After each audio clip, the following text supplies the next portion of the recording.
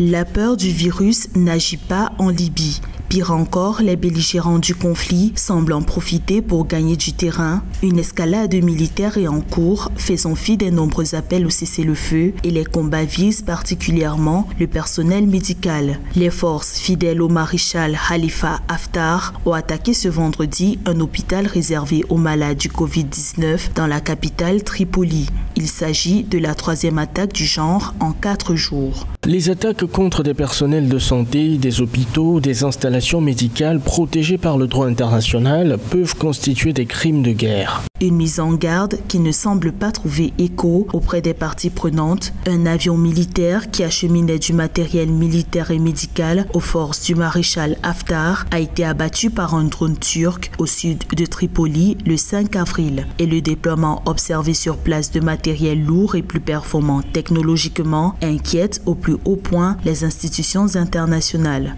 Cet engagement montre que véritablement la Turquie d'Erdogan veut aller jusqu'au bout pour être aux côtés des alliés, de ses alliés.